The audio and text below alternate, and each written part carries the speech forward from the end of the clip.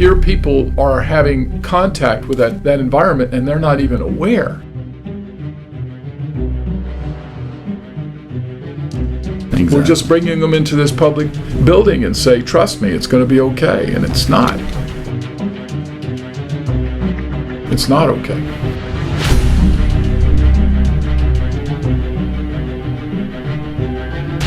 We could see the things that obviously would make the people there much less safe than they think they are. The current layout just doesn't do it, and that's because it was built in a different time. Judge Bennett likes to say the courthouse was built in 1927 for 1927. My primary concern is the public. Not for me or the district attorney staff, although I'm concerned about that, but the general public who comes here as victims, who come here as customers of the clerk's office, customers of the assessor's office, and people who come to court. Everyone who's a witness and every juror that comes here need to have the protection, and go into a new building with modern standards, meeting modern standards, will protect them. I've been an attorney for 38 years, coming to this courthouse. And I can tell you in the 80s it was bad, in the 90s it was bad. We tried to do some remodeling, but nothing can do enough. We can't do enough to get this courthouse to 21st century standards, and we need it. The security issues, I've been a victim of violence in the courtroom before. The fact that we have inmates mixed with free people and victims all going to the same restroom, the way we get them into the courthouse, under the narrow stairs and an elevator that doesn't work, it has created all kinds of problems that I think have to be solved for the public to be safe. People don't realize that you are dealing with people who are coming to court because they have a problem. They're in trouble and they're upset. They're a victim and they're more upset.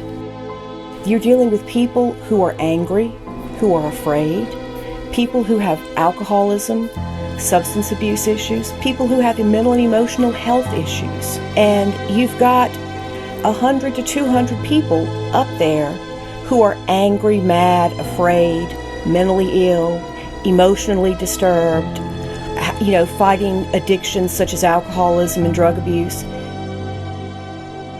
And you throw 200 of those people together and you've just got a recipe for disaster.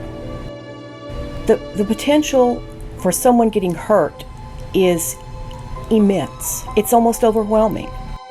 But in court, we had to sit right there next to the abuser.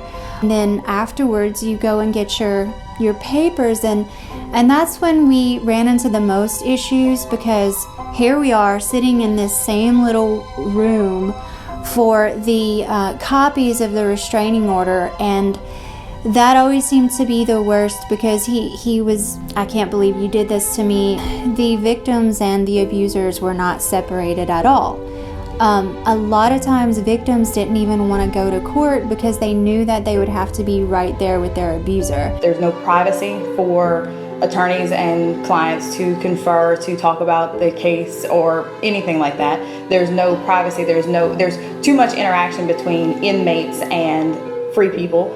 For instance, if you have someone who is a victim of domestic or sexual abuse, they more often than not have to sit either next to or in very close proximity with the accused, and that makes everyone extremely uncomfortable, and it makes them way more closed off. They won't testify as easily if they know that that person is sitting there staring at them. We went to the one restroom that we have here, which that restroom, the free people go in it and the inmates go in it. And we found a large amount of pills that was left in the restroom for an inmate. We found a Playtex glove that was full of marijuana that was left on the windowsill, which probably was left for an inmate. This is a big problem here at the courthouse. I love the old courthouse, I love old buildings, but they're not practical for 2019. Our caseload criminally in the last 30 years has gone from what we used to have 3 or 4 hours twice a month to almost 2 to 3 days a week. It's a beautiful old building. It needs to remain an old building, but we need new buildings because there's new problems.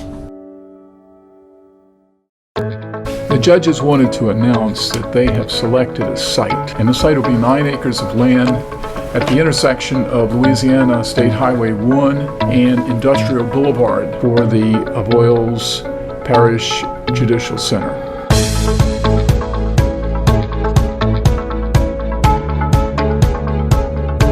That's on the same side as the valve plant, Courthouse, and directly across the street from Detail and the charter school. We think we'll resolve the issues of security, access for the handicapped and the elderly, as well as providing ample restrooms and accommodations for people, all on the ground floor without the necessity of stairs or elevators.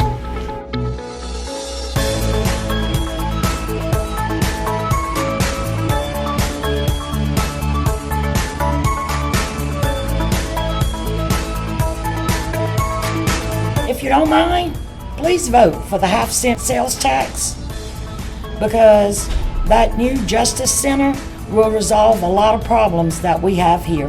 Thank you.